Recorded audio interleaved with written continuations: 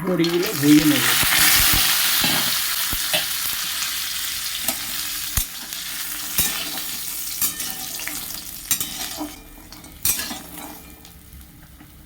তেল গরম হয়ে গেছে, দিয়ে দেবো 5 ফোড়ন ও তেজপাতা।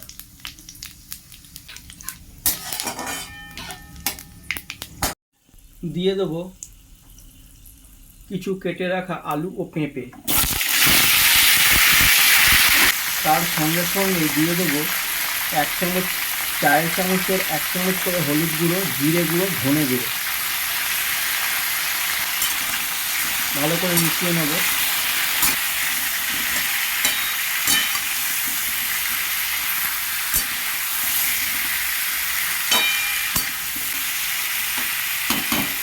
কিছু পরেই দিয়ে দেবো কিছু সজনে ডাঁটা।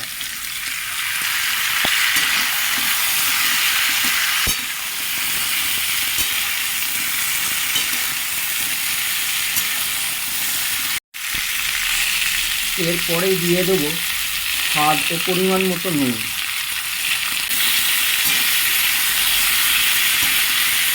কিছুটা নাড়াচাড়া করে নেব।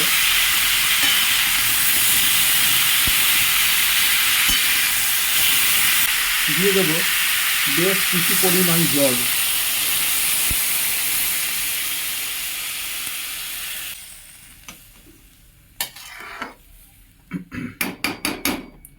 আমার এই রান্নাটা সম্পূর্ণ স্বাস্থ্যকর। দিয়ে দেবো কিছু কাঁচা লঙ্কা, কুড়োনো আদা, আর একটু জল লাগবে, এটা ঝোল হবে। আদা কুড়োনো ধোয়া জলটা দিয়ে দিলাম। আলু সেদ্ধ হবে, কিছুক্ষণের জন্য ঢাকা দিয়ে দেবো। তো কিছুক্ষণের জন্য আমি ঢাকা দিয়ে দিচ্ছি।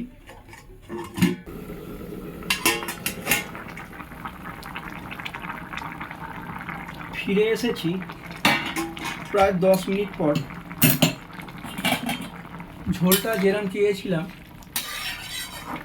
সেরকমই হয়েছে।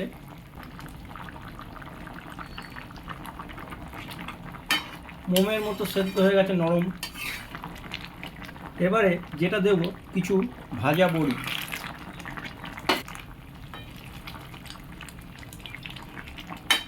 বড়িগুলোকে একটু ঝোলের রস টানতে দিচ্ছি। এই রান্নাটা যদি ভালো লাগে লাইক, শেয়ার ও কমেন্ট করবেন। আমার চ্যানেলটা সাবস্ক্রাইব করবেন। সকল দর্শক বন্ধুদের জানাই অসংখ্য ধন্যবাদ।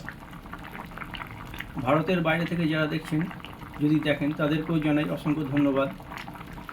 যদি ভালো লাগে লাইক, শেয়ার ও কমেন্ট করবেন।